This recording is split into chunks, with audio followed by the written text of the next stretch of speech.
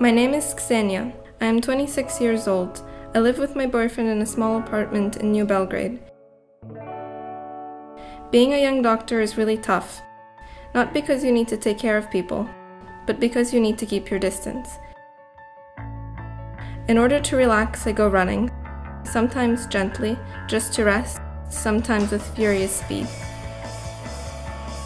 I have been running for 3 years now. I ran 2 marathons, 1 ultramarathon, and a dozen half marathons. Most often, I run across the city, along big and small streets. My first running love is the old city, especially Dorćol. When I started running, I gave myself an assignment to get to know Belgrade. And then I went uphill and downhill, up and down the streets. When I really want to rest, I run in the snow, in the mountains, snow-covered paths and meadows. It seems difficult, and it is difficult, but it is also the best thing in the world. Just like good health, only once it's gone do you notice how much you miss it, and once more, need it.